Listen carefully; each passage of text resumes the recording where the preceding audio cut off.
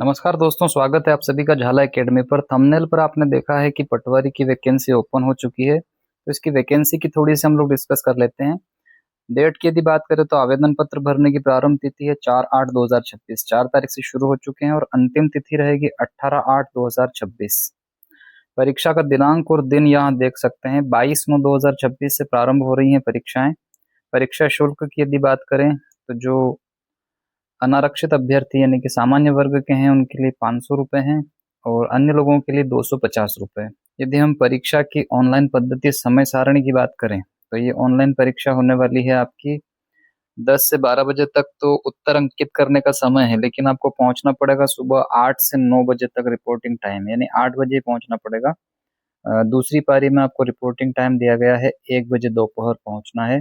Paper शुरू होगा 3 से 5 बजे तक, यानी कि 2 घंटे की परीक्षा ये आपकी रहने वाली है। यदि हम इससे आगे बढ़ें, आप आ जाइए सीधे यहाँ पर कि कुछ अर्हताएं, पॉइंट नंबर 4 पढ़ें। पटवारी चयन प्रतियोगिता परीक्षा में बैठने के लिए वही उम्मीदवार पात्र होगा जिसके पास निम्नलिखित न्यूनतम अर्हताएं हैं, मतलब कि जो चीजें होनी चाहिए। जिसमें 4.1 लिखा है कि भारत का नागरिक हो और मध्य प्रदेश का स्थानीय निवासी होना अनिवार्य है, यानी कि जो एमपी वाले हैं वही फॉर्म भरें। किसी मान्यता प्राप्त विश्वविद्यालय से स्नातक उपाधि यानी ग्रेजुएट होने जरूरी है।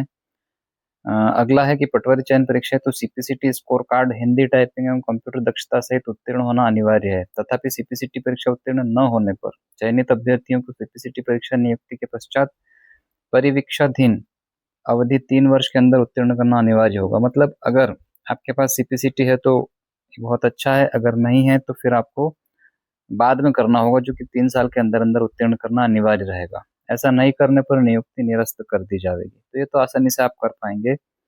इससे आगे बढ़ जाएं आप तो पॉइंट नंबर 5 थोड़ा सा काम का है, जिसे आप देखें तो आयु सीमा लिखा है। इसमें आयु सीमा दी गई है कि 4 जुलाई 2019 के अनुसार 18 से 45 वर्ष होगी, यानी कि 18 से कम नहीं होने चाहिए और 45 से अधिक आयु नहीं होनी चाहिए।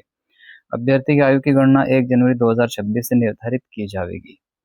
चलिए आगे बढ़ते हैं। इससे यहाँ पर कुछ निरर्हताएं भी पढ़ लेनी चाहिए कि जो चीजें नहीं होनी चाहिए। जैसे कोई व्यक्ति जैसे विकृत चित्त वाला होने पर, यानी पागल वगैरह, ऐसा व्यक्ति जिसका चित्त ठीक नहीं है वो ये फॉर्म नहीं भर सकता। दूसरा, दुष्चरित्र होने पर, ये आप सभी जानते हैं कि कैरेक्टर सर्टिफिकेट मांगा जाता है।